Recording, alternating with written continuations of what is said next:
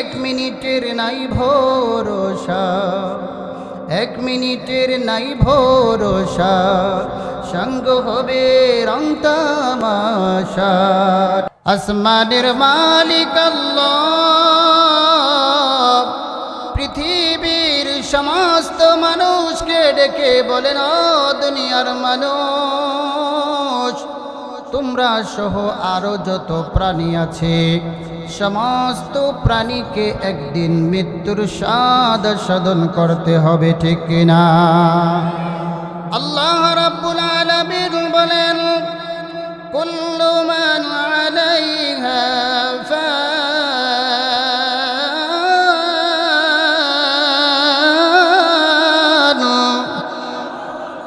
ওয়া ইয়াবকা ওয়াজহু রাব্বিকা যুল জালালি ওয়াল ইকরাম।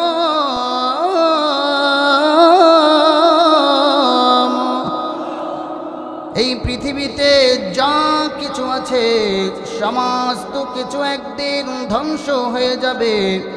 ওয়ায়াবকা ওয়াজহু রাব্বিকা যুল জালালি ওয়াল ইকরাম, কেবল মাত্র পরাক্রমশালী আল্লাহ রাব্বুল আলামিন বাকি থেকে যাবেন, ঠিক কিনা? দুনিয়ারি মায়ায় পড়ে, দুনিয়ারি মায়ায় পড়ে ভুলিস না সকল,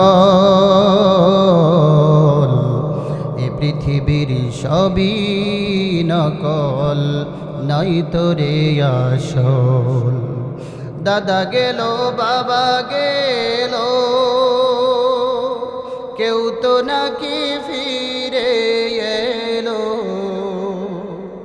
দাদা গেল বাবা গেল,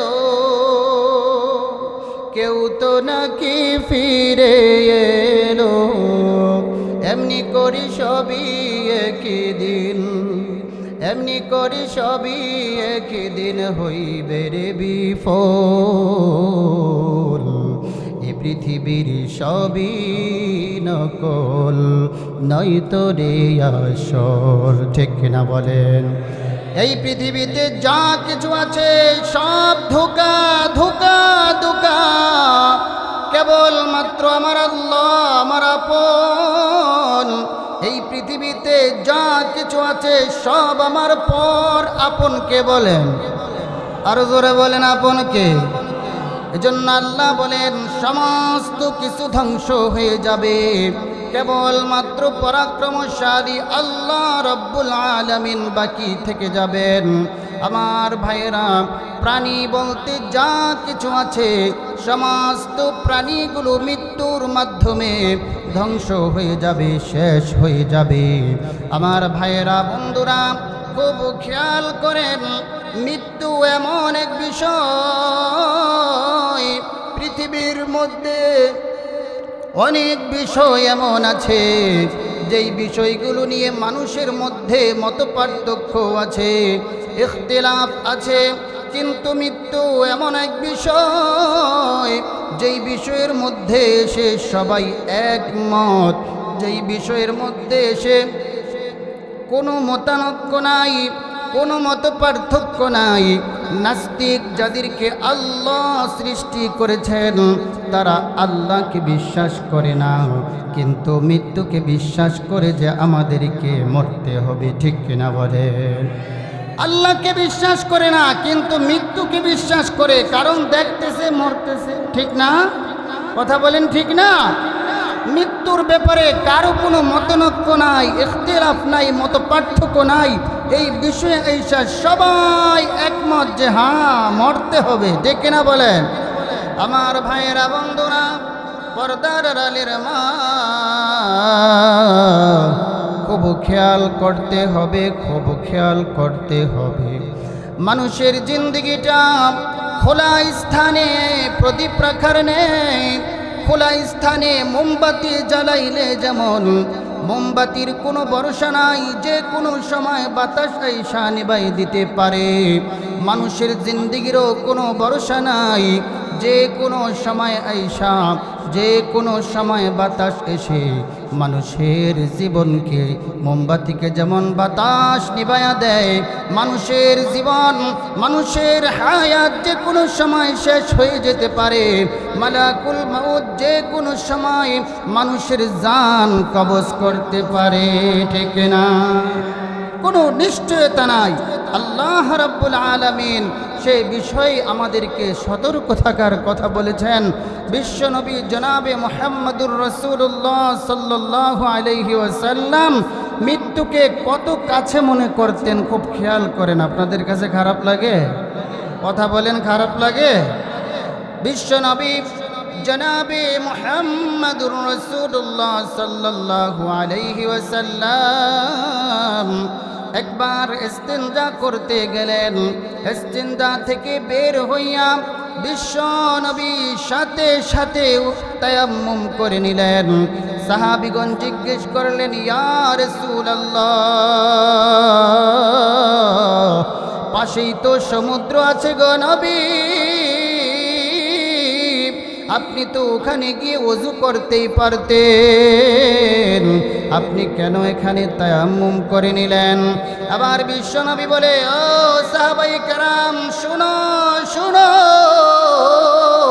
আমি মৃত্যুকে এত কাছে মনে করি, এত কাছে মনে করি, ওযু করার জন্য সমুদ্র পর্যন্ত আমি যেতে পারবো কিনা সন্দেহ হয়। এজন্য ইস্তেঞ্জা থেকে ফারেগ হইয়া আমি নবী তায়াম্মুম করে নিয়েছি। সুবহানাল্লাহ। আবার বিশ্বনবী সাহাবীদেরকে ডেকে বললেন, ও সাহাবায়ে কেরাম, আচ্ছা বলো দেখি, মৃত্যুকে কতটুকু কাছে মনে করো?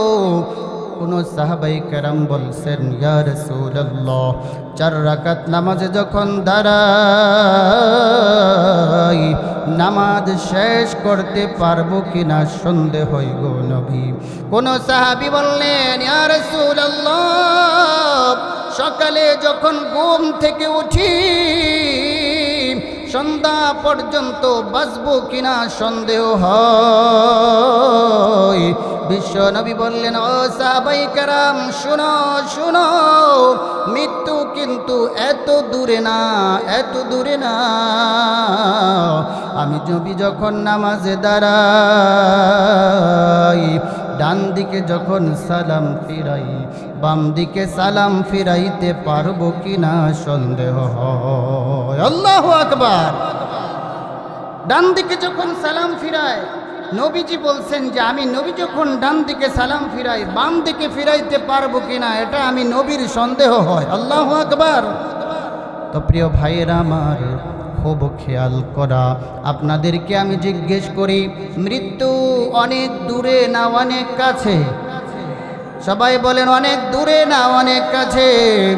বিশ্বনবী যখন সফরে গেলেন, মেরাজের সফরে, খুব খেয়াল করেন সুন্দর এক কথা, বিশ্বনবী যখন মেরাজের সফরে গেলেন, চলতে চলতে এক জায়গায় গিয়ে দেখেন বিশাল দেহ বিশিষ্ট একজন ফেরেশতা, যার হাতে রয়েছে নূরের একটি ফলক এবং যার ডান পাশে রয়েছে বিশাল বড় একটি গাছ, যেই গাছের নাম হলো শাজরাতুল ইয়াকিন।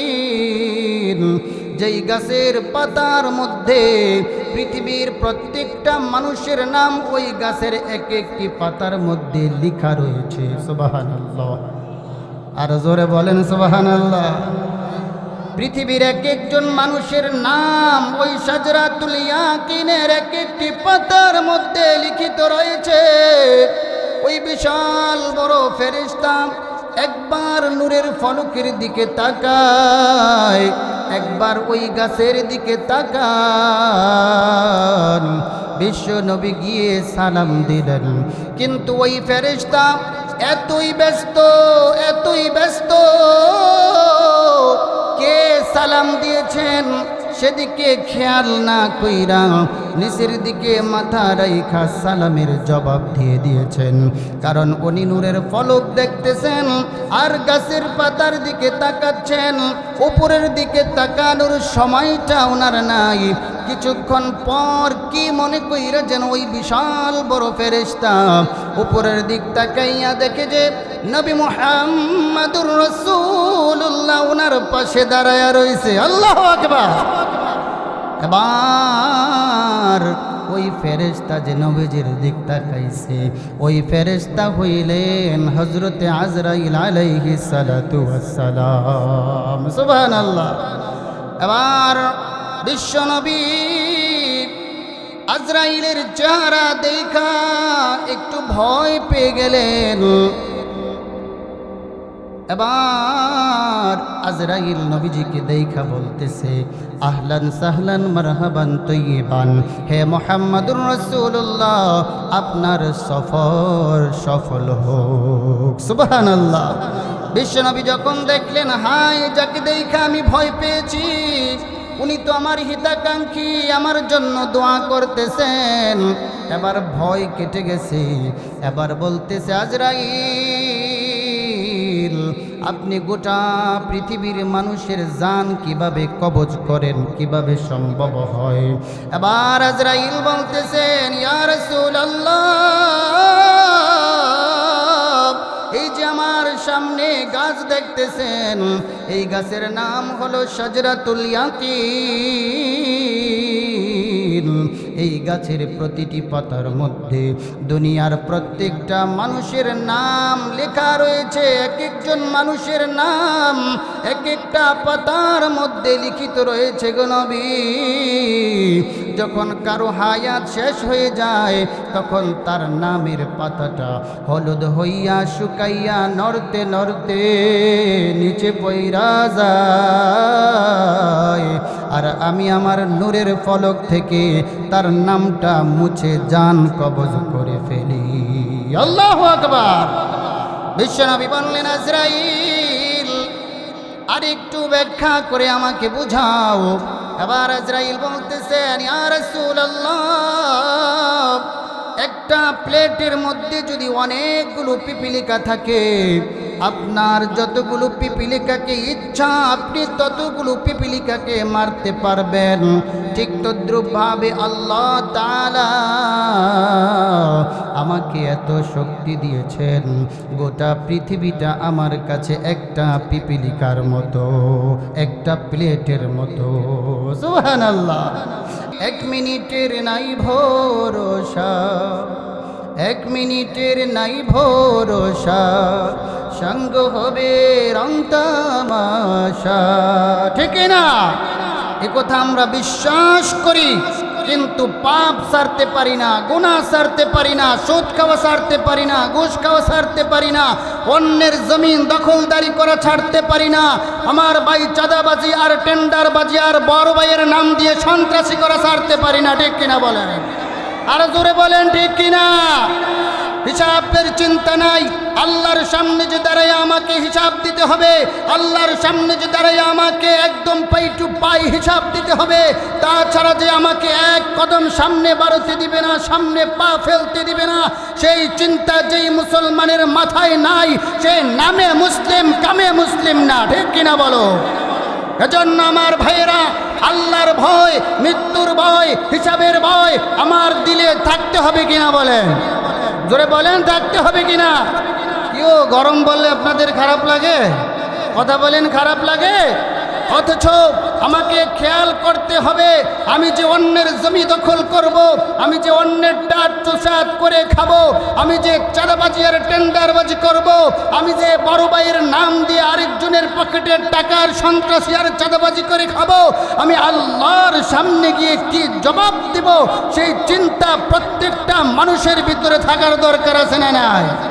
আমার ভাইয়েরা, সাহাবায়ে কেরাম রিদওয়ানুল্লাহি তাআলা আলাইহিম আজমাইন গণের ভিতরে আল্লাহর ভয় এতই ছিল, মৃত্যুর ভয় এতই ছিল, আল্লাহর সামনে গিয়ে দাঁড়িয়ে হিসাব দিতে হবে সেই ভয় এতই ছিল, এতই ছিল, ওনারা কখনো হারামের কাছেও যাইতো না। ঠিক কিনা বলেন? আমার ভাইরা বন্ধুরা, পয়গম্বরের একজন সাহাবীর নাম হযরতে আবু তালহা রাদিয়াল্লাহু তাআলা আনহু। খুব খেয়াল করেন, হযরতে আবু তালহা রাদিয়াল্লাহু তাআলা আনহুর বাড়িতে রাসূল সাল্লাল্লাহু আলাইহি ওয়াসাল্লাম হযরতে আবু বকর, আলী, উসমান, ওমরকে নিয়ে আবু তালহার বাড়িতে গেলেন। যাওয়ার পর দরজা জানালা বন্ধ করা এক ঘর থেকে ছোট্ট একজন বাচ্চার কান্নার আওয়াজ শুনতেছে, কান্নার আওয়াজ। ওই কান্নার আওয়াজ শুনে হযরতে ওমর রাদিয়াল্লাহু তাআলা আনহুর চেহারা ফ্যাকাশে হয়ে গেছে। হযরতে ওমর ওই ছোট্ট বাচ্চার কান্নার আওয়াজ শুনে ওনার দিলটা নরম হয়ে গেছে, কিন্তু নবীজিকে ডাকতেও পারতেছে না, কারণ নবীজি আবু তালহার সাথে কথা বলতেছেন। এখন যদি ডাক দেন তাহলে বেয়াদবি হয়ে যায় কিনা, সেজন্য নবীজিকে ডাকও দিতে পারতেছে না। হঠাৎ করে বিশ্ব নবী জনাবে মুহাম্মদুর রাসূলুল্লাহ সাল্লাল্লাহু আলাইহি ওয়াসাল্লাম একটু উপরের দিকে তাকাইলেন। তাকাইয়া দেখেন হযরতে ওমরের চেহারা ফ্যাকাশে ফ্যাকাশে হয়ে আছে। বিশ্বনবী বললেন, ওমর কি ব্যাপার, কি ব্যাপার, তোমার চেহারা এত মলিন কেন, কি ব্যাপার বলো। এবার ওমর বলতেছে, ইয়া রাসূলুল্লাহ, এই বাড়িতে ঢোকার পর ওই যে দরজা জানালা বন্ধ করা ঘরটা আছে, ওই ঘর থেকে ছোট্ট একজন বাচ্চার কান্নার আওয়াজ শুনতেছি। সুবহানাল্লাহ। বিশ্বনবী বসা থেকে দাঁড়াইয়া গেলেন, দ্রুত হেঁটে সেই দরজা জানালা বন্ধ করা ঘরের কাছে গেছে। গিয়ে দেখে যে ছোট্ট এক বাচ্চার কান্নার আওয়াজ। এবার আবু তালহাকে নবীজি বললেন, হে আবু তালহা, দরজা খুলে দাও। দরজা খোলা হলো। নবীজি চেয়ে দেখেন যে ছোট্ট একজন বাচ্চাকে মোটা রশি দ্বারা বেঁধে রাখছে।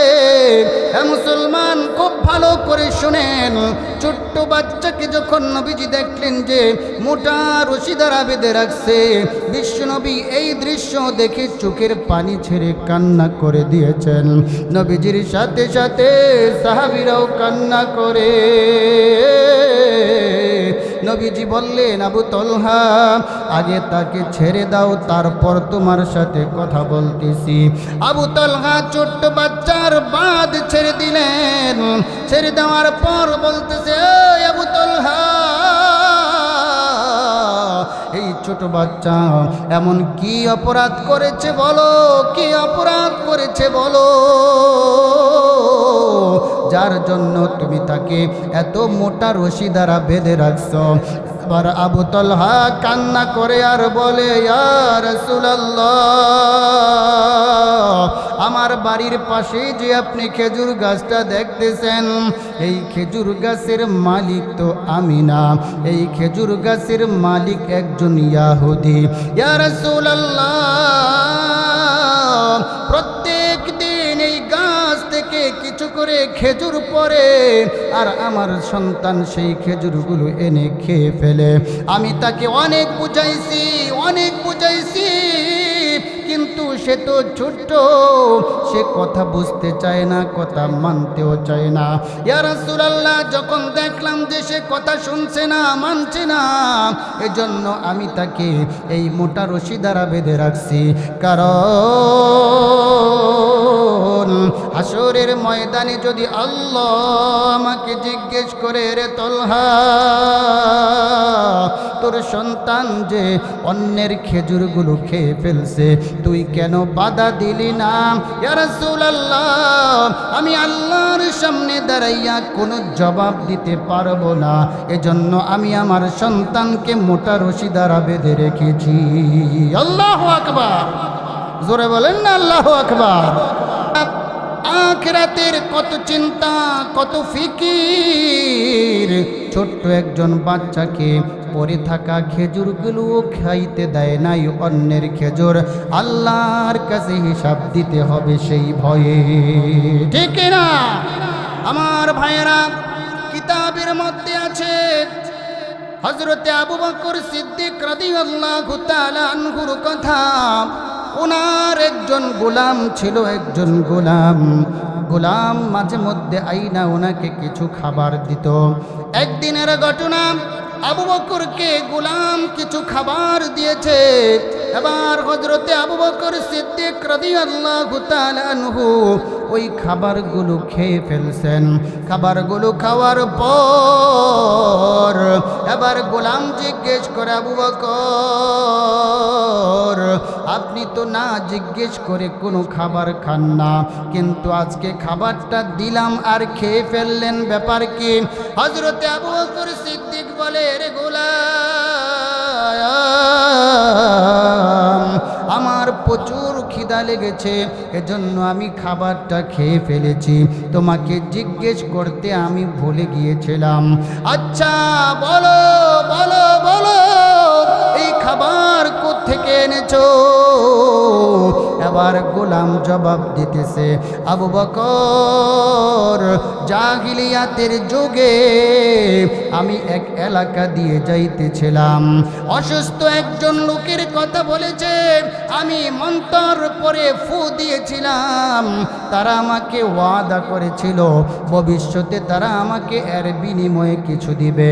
আজকে যখন আমি ওই এলাকা দিয়ে যাইতেছিলাম, দেখি যে ওই এলাকায় অনুষ্ঠান চলছে, তারা আমাকে ওই অনুষ্ঠান থেকে এই খাবারগুলো দিয়েছে। মুসলমান, এই কথা শুনে আবু বকরের পেরেশানি বাইরা গেছে। আবু বকর বলে, রে গোলাম, কাজটা করলি কি, কাজটা করলি কি? তুই তো আমাকে ধ্বংস করে দিলি, তুই তো আমাকে ধ্বংস করে দিলি। হযরতে আবু বকর গলার মধ্যে আঙ্গুল ঢুকায় বমি করার জন্য, আল্লাহু আকবার, আঙ্গুল ঢুকায় বমি কইরা ওই হারাম খাবার বের করার জন্য, কিন্তু বমি তো হয় না। বিশাল বড় এক পেয়ালার মধ্যে পানি নিলেন, পানি পান করলেন, তারপর গলার ভিতরে হাত ঢুকাইয়া আঙ্গুল ঢুকাইয়া হারাম খাবার পেট থেকে বের কইরা মাটিতে ফালাইছে। আল্লাহু আকবার। লোকেরা জিজ্ঞেস করে, আবু বকর, আপনি তো না জেনে খেয়েছেন, না বুঝে খেয়েছেন, এত কষ্ট করার দরকারটা ছিল কি? আবু বকর বলে, আরে তোমরা কি বলো, কি বলো? এই হারাম খাবার বের করার জন্য যদি আমার জানও চলে যাইতো, এরপরেও আমি আমার পেট থেকে হারাম খাবার বের করে ছাড়তাম। সুবহানাল্লাহ। কারণ আমার নবীজি বলেছেন, লা তাদখুলুল জান্নাতা জাসাদুন গুদিয়া বিল হারাম।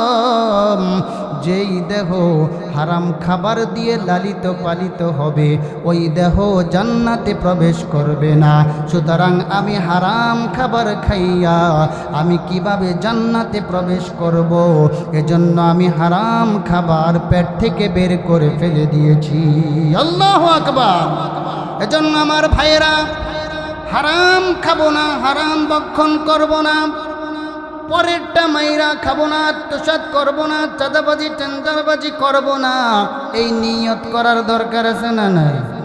আরো আস্তে কোন মানুষে শুনবে, আছে না নাই? আমার ভাই, আমি শেষ করছি, এক বাদশার কথা বলে আমার অফিসের আলোচনা আছে, আপনারা শুনতে রাজি আছেননি? কথা বলেন, আসেননি? এক বাদশার সিপাহীরা এক মহিলার গাভী জবাই করে খেয়ে ফেলছে। খুব শিক্ষা আছে, খেয়াল করে। মহিলার গাভী জবাই করে খেয়ে ফেলছে। তো মহিলা বলতেছে, আচ্ছা খেয়ে ফেলছো তো খেয়ে ফেলছো, তো আমার টাকাটা পরিশোধ করে দাও, আমি তোমাদেরকে আর কিছু বলছি না। আমার ভাইয়েরা, টাকা পরিশোধ করে দিবে তো দূরের কথা, বানচান করতেছে, এভাবে সেভাবে ঘুরাইতেছে। মহিলা মানুষের কাছে যায় আর জিজ্ঞেস করে যে এটার সমাধান আমি কিভাবে করব? আমার ভাইয়েরা, কেউ পরামর্শ দেয় না, কারণ বড় ভাইয়ের লোক। কার লোক? কথা কোন? কার লোক? বড় ভাইয়ের লোক, বাদশার লোক। কেউ পরামর্শ দেয় না, কারণ পরামর্শ দিয়ে আবার বিপদে পড়বো, ঠিক না? ও এমন অবস্থা একটা অতীতে ছিল যে তাদের বিরুদ্ধে, তাদের পক্ষে বিপক্ষে ভালো কথা বললেও সমস্যা, খারাপটা বললে তো আরো বেশি সমস্যা, ঠিক কিনা আমার ভাইয়েরা? তো বাদশার লোক তো বড় ভাইয়ের লোক, কেউ ভালো পরামর্শ দেয় না। ওই মহিলা আলেমের কাছে গেছে, আলেম বলতেছে, এই মহিলা তো ঘোরাঘুরি না কইরা ওই বাদশার বাড়ির কাছে যাও, বাদশা যখন বাড়িতে যাবে তখন তুমি তাকে ধরবে। মহিলা বলতেছে, আমি কিভাবে ধরবো? বলে, বাদশার বাড়ির কাছে একটা পোল আছে, পোল, পোল, ব্রিজ, পোল চিনেন তো আপনারা? পোল আছে, ওই পোলের মধ্যে তুমি দাঁড়ায় থাকবা, বাদশা যখন যাবে তখন তুমি তাকে আটকায়া দিবা। মহিলা সুন্দর এক পরামর্শ পাইছে, এবার পোলের মধ্যে গিয়ে বৈশা রইছে। বাদশা যখন গোড়া দিয়ে বাড়িতে ঢুকতেছে, মহিলা বসা থেকে দাঁড়াইয়া গোড়ার লাগামের মধ্যে দইরা কয়, এই বাদশা, তোমার কাছে আমার এক মোকদ্দমা আছে, আগে আমি জানতে চাই সেই মোকদ্দমার ফাইসালা তুমি কি এই পোলের উপরে করবা না পুলসিরাতের পোলের উপরে করবা? সুবহানাল্লাহ, জোরে বলেন না সুবহানাল্লাহ। এই কথা শুই না বাদশার পশম দাঁড়াইয়া গেছে, এই কথা শুই না বাদশার শরীরে কম্পন সৃষ্টি হয়ে গেছে। এবার বাদশা বলতেছে, মা তুমি কি বলতেছো এমন কথা যে আমাকে পুলসিরাতের পুলের উপরে ফাইসালা করতে হবে? বাদশার শরীরের পশম দাঁড়ায় গেছে।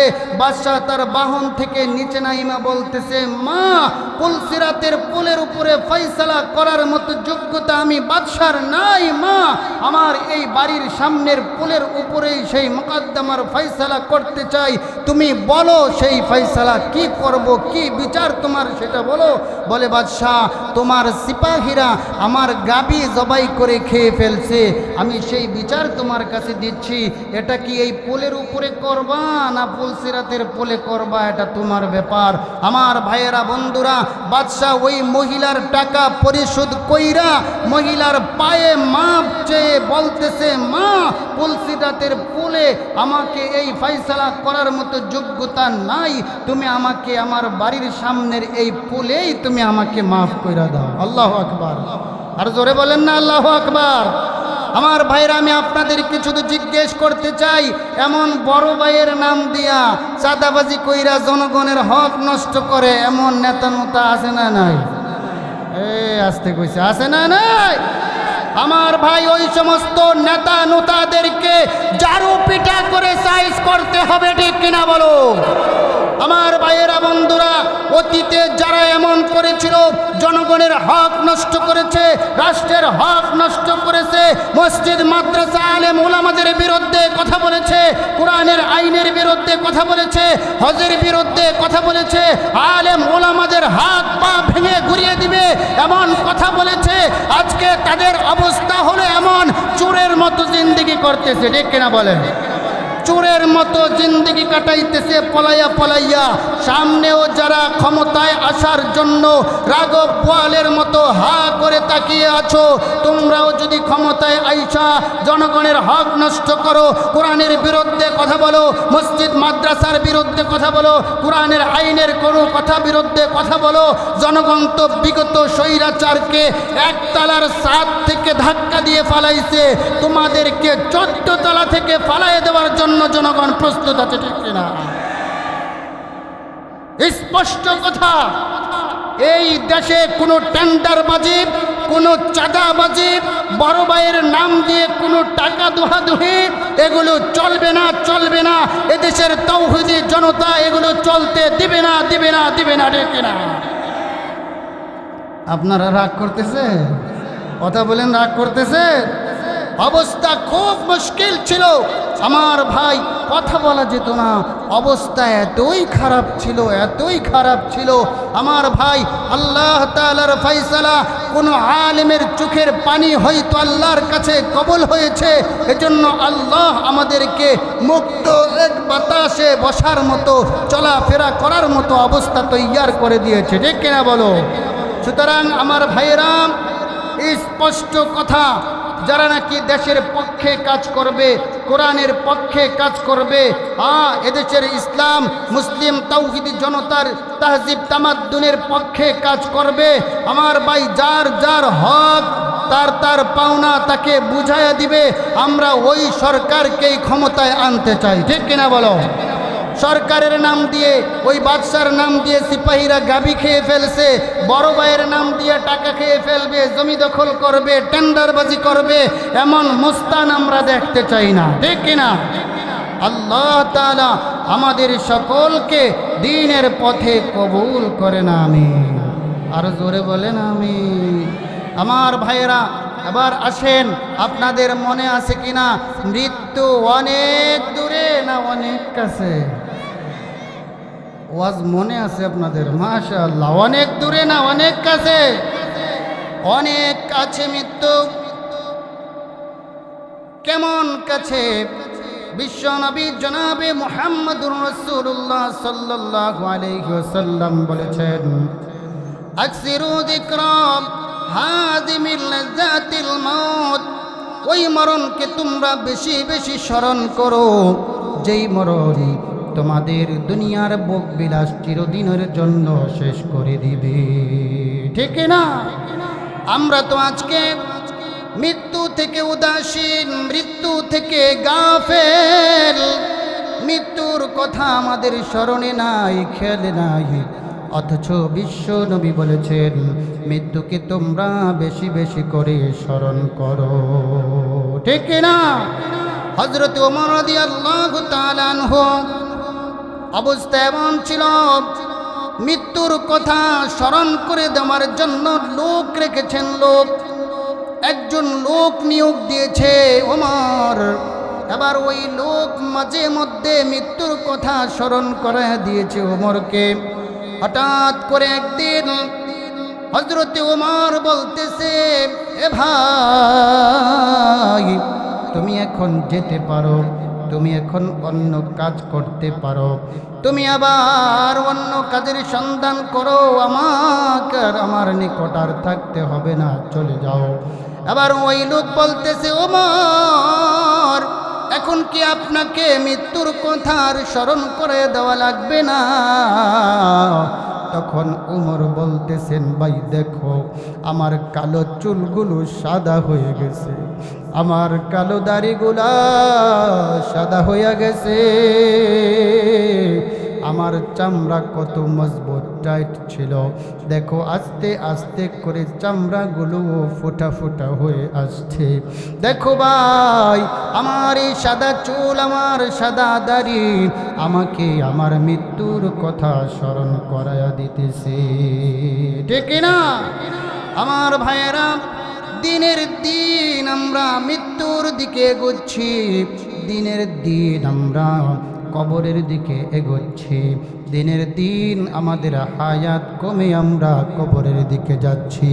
আমার ভাইয়েরা, খুব খেয়াল করেন, শিক্ষণীয় একটা কথা বলতেছি। ইমাম গাজ্জালি আলাইহির রাহমা সুন্দর চমৎকার লিখেছেন, একজন ব্যক্তি রাস্তা দিয়ে চলতেছে চলতেছে চলতেছে, পেছনের দিক তাকাইয়া দেখে বাঘ তার পিছনে দৌড়াইয়া তাকে ধরার জন্য আসতেছে। এবার ওই ব্যক্তি ভয় পেয়ে গেছে, এবার সেও দৌড়ানো শুরু করছে বাঘের কবল থেকে বাঁচার জন্য। দৌড়াতে দৌড়াতে গিয়ে দেখে এক জায়গার মধ্যে একটা কূপ আছে। কূপ কি আছে বলেন? সবাই বলেন কি আছে? কূপ। কূপ আপনারা চিনেন না? কূপ চিনেননি? একটা কূপ আছে। এবার ওই ব্যক্তি কূপের ভিতরে চলে গেছে এই চিন্তায় যে বাঘ যখন চলে যাবে আমি কূপের ভিতর থেকে উঠা আমিও চলে যাব। এবার ওই ব্যক্তি কূপের ভিতরে গেছে, এবার পানির নিচে তাকাইয়া দেখে পানির উপরে একটা সাপ কাতরাইতেছে, সাপ অপেক্ষা করতেছে। আমি আপনাদেরকে জিজ্ঞেস করি, সে বাঘের ভয়ে কূপে নামছে, এবার কূপে নাইমা দেখে পানির উপরে সাপ অপেক্ষা করছে, তার ভয় কমছে না বাড়ছে? জোরে বলেন, কমছে না বাড়ছে? তার ভয় আরো বাড়ছে। এবার সে কিছু গাছের মধ্যে এভাবে ধইরা রাখছে যে আমাকে যেন সাপও আঘাত করতে না পারে, বাঘও যাতে আমাকে ধরতে না পারে। কিছু গাছের মধ্যে এভাবে ধরে রাখছে। কিছুক্ষণ পর দেখে এক হাতের গাছ সাদা একটা ইঁদুরে কাটতেছে, আরেক হাতের গাছ কালো একটা ইঁদুরে কাটতেছে। আবার জিজ্ঞেস করি তার ভয় কমছে না আরো বাড়ছে? জোরে কোন কমছে না বাড়ছে? তার ভয় আরো বাড়ছে। ওদিকে বাঘের ভয়, পানির উপরে সাপের ভয়। যেই গাছের মধ্যে ধরে আছিল সে লটকে ছিল, সেই গাছগুলো সাদা ইঁদুর এবং কালা ইঁদুরে কাটতেছে। আমার ভাইয়েরা ভয় আরো বাড়ছে, চিন্তা আরো বাড়ছে।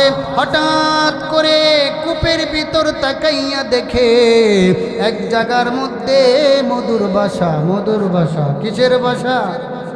মধুর বাসা। তো সে তো জানে, বলে হায় মধু খেতে তো অনেক মজা মজা। এবার এক হাতের গাছ ছাইরা এক হাতে মধু নিয়া সে চাটতেছে আর বলতেছে আহ চমৎকার মজা, খুব মজা, খুব মজা। আমার ভাইয়েরা বন্ধুরা, ইমাম গাজ্জালি আলাইহির রাহমা বলেন মধুর মজা পাইয়া সে বাঘের ভয়ের কথা ভুলে গেছে। নিচে যে সাপ অপেক্ষা করতেছে সেই সাপের কথাও ভুলে গেছে। মধুর মজা পাইয়া তার গাছটি ধরে রাখছিল, সাদা ইঁদুরে কাটতেছে, কালো ইঁদুরে কাটতেছে, সেই কথাও ভুলে গেছে। জিজ্ঞেস করি কিসের মজা পাইয়া? মধুর মজা। কিসের মজা? আপনারা ভোতাই গেছেন, রাগ করছেন বুঝছি। কিসের মজা কন্যা? মধুর মজা পাইয়া বাঘের কথা ভুলে গেছে, সাপের কথা ভুলে গেছে, গাছ যে সাদা ইঁদুর কালা ইঁদুর কাটতেছে ভুলে গেছে। ইমাম গাজ্জালি আলাইহির রাহমা পৃথিবীর মানুষকে নসিহত করতেছেন, ও দুনিয়ার মানুষ, ওই ব্যক্তি যেমন মধুর মজা পাইয়া সমস্ত ভয়ের কথা ভুলে গেছে, তোমাদের অবস্থাও এমন, তোমাদের অবস্থাও এমন। দুনিয়ার মজা পাইয়া দুনিয়া চাটতে চাটতে আজরাইল যে তোমার পেছনে লেগে আছে সেই কথা তুমি ভুলে গেছো। সাপের আযাব যে কবরে অপেক্ষা করতেছে সেই কথাও তুমি ভুলে গেছো। সাদা ইঁদুর দ্বারা উদ্দেশ্য হলো দিনের মাধ্যমে তোমার হায়াত শেষ হইতেছে, কালো ইঁদুর দ্বারা উদ্দেশ্য হলো রাত অতিবাহিতর মাধ্যমে তোমার জিন্দগির হায়াত শেষ হইতেছে। আর আমরা দুনিয়ার মজা পাইয়া, দুনিয়ার মজা পাইয়া মৃত্যুর কথা বলে আছি, ঠিক না? ইমাম গাজ্জালি আলাইহির রাহমা খুব চমৎকার ভাবে বুঝাইছেন, ওই ব্যক্তি যেমন মধুর মজা পাইয়া বাঘের ভয় ভুলে গেছে, সাপের ভয় ভুলে গেছে, আমার ভাই আমরা দুনিয়ার মজা পাইয়া আখেরাতের সমস্ত চিন্তা ফিকির, আখেরাতের প্রস্তুতি নেওয়ার কথা আমরা একেবারেই ভুলে গেছি, ঠিক কিনা বলেন? আমার ভাইয়েরা, ইমাম গাজ্জালি আলাইহির রাহমা আরো লিখেছেন, একজন মালিক তার গোলামকে তার বাগানের মধ্যে পাঠাইছে একটা জুরি দিয়া এবং শর্ত দিয়েছে, তুমি 1 নাম্বার গেট দিয়ে ঢুকবা, 2 নাম্বার গেট দিয়ে বের হয়ে আসবা, মাঝখান থেকে তুমি কিছু ফল পেরে নিয়ে আসবে। কি পেরে নিয়ে আসবে? আমার জন্য কিছু ফল নিয়ে আসবে। ফল শর্ত হলো 1 নাম্বার গেট দিয়ে ঢুকবা, 2 নাম্বার গেট দিয়ে বের হয়ে আসবা। আমার ভাইয়েরা বন্ধুরা, পর্দার আলের মা ওই গোলাম হাতে জুরি নিয়া মালিকের বাগানে ঢুকছে। ডুইকাই দেখে কত সুন্দর সুন্দর ফলগুলো পেকে আছে। গোলাম বলতেছে এত বিশাল বড় বাগান, এখান থেকে যদি পারি তাহলে জুরির বোঝা বসতে হবে, সুতরাং এখান থেকে পারবো না, বাগানের মাঝখান থেকে পারবো। সে বাগানের মাঝখানে চলে গেছে, সেখানে গিয়েও দেখে সুন্দর সুন্দর ফল পেকে আছে। এবার গোলাম বলতেছে এখান থেকেও ফল জুড়িতে নিব না, 2 নাম্বার গেইটের কাছে যে গাছগুলো আছে সেখান থেকে ফল পাইরা 2 নাম্বার গেট দিয়ে বের হয়ে যাব।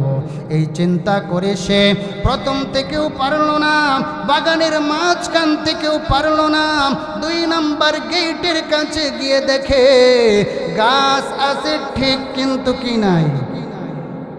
কথা বলেন, কি নাই? গাছ আছে ঠিক কিন্তু ফল নাই। এবার গোলাম লজ্জিত হয়ে গেছে, পেরেশানিতে পড়ে গেছে। মালিক তো বলছে 1 নাম্বার গেট দিয়ে ঢুকবো, 2 নাম্বার গেট দিয়ে বের হয়ে আসতে হবে, ব্যাক করা যাবে না।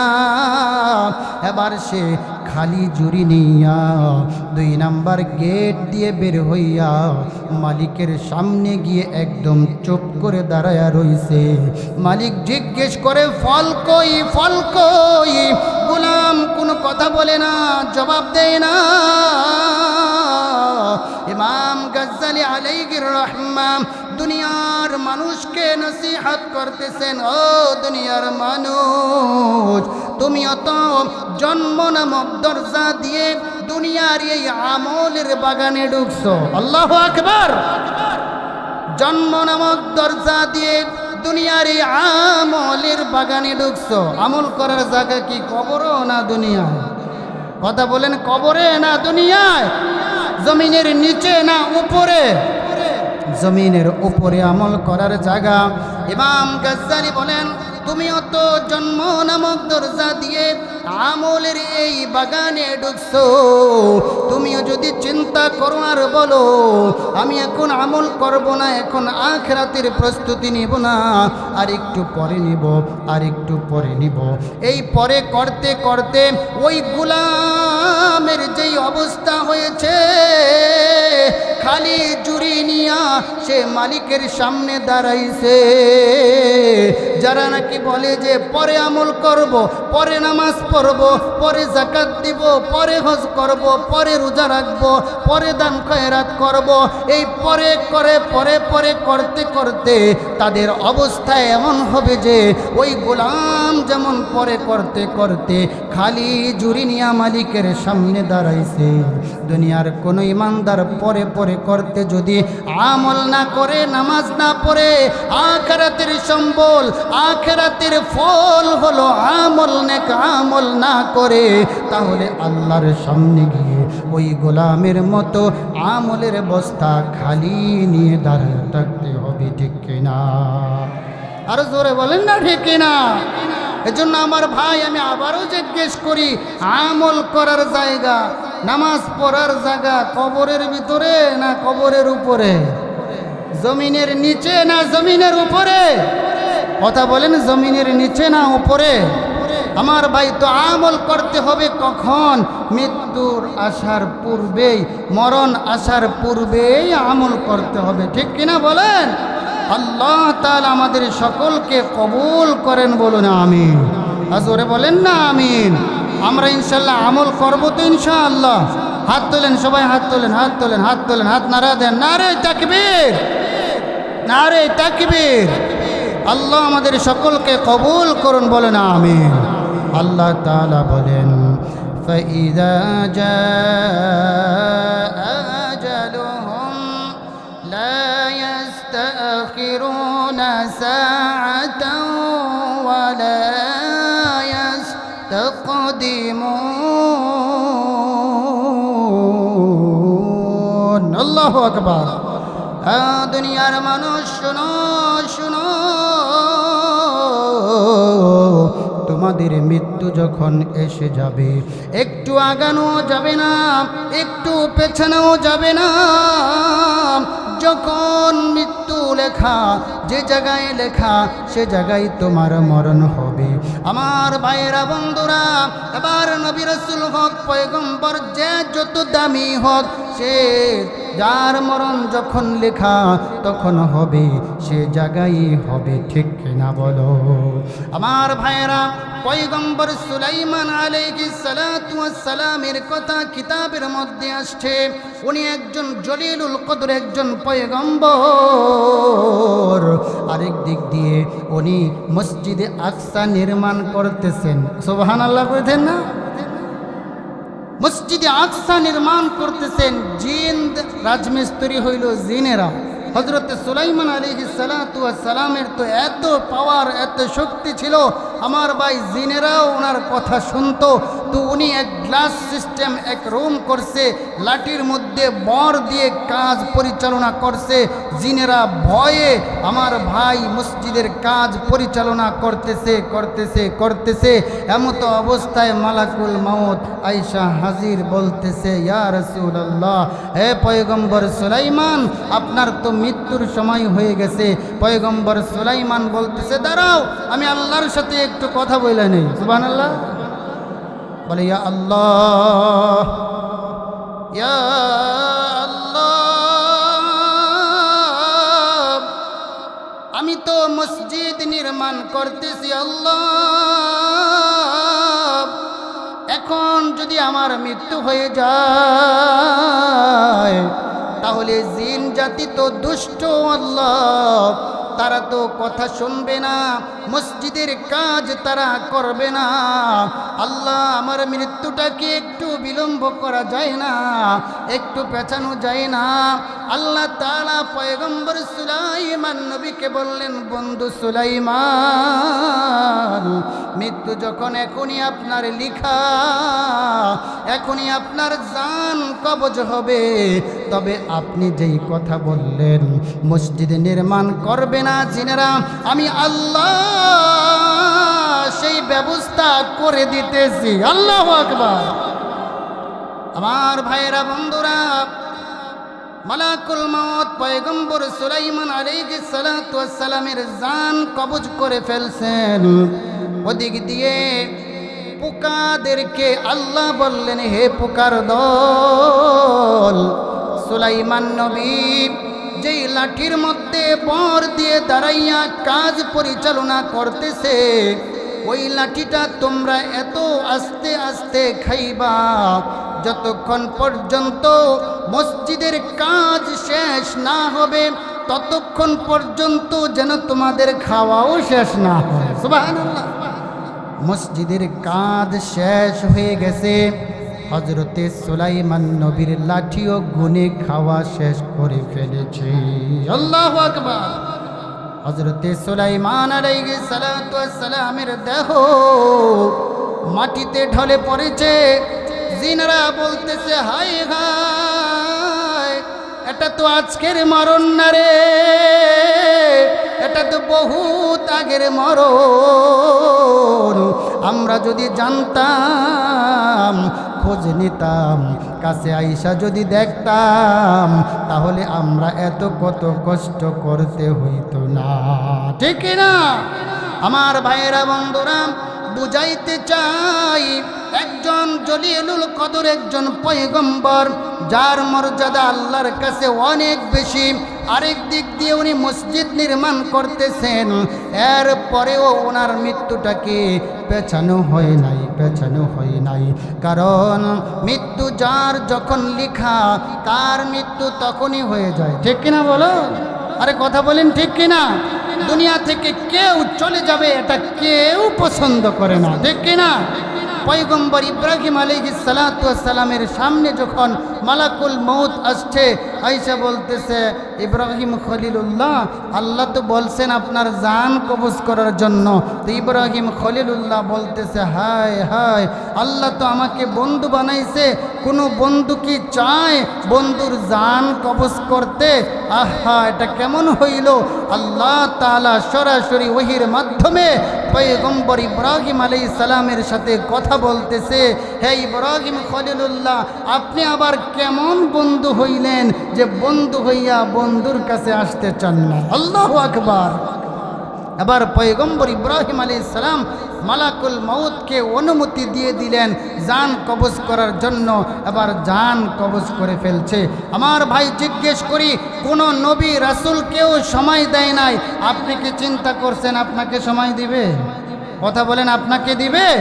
এজন্য আমার ভাই, ওই মৃত্যুর সময় আরামের জন্য, আয়েশের জন্য, যখন ওই বাড়ির প্রধান গেটের মধ্যে কে যেন আয়েশা খটখট করে আওয়াজ করতেছে, আল্লাহু আকবার।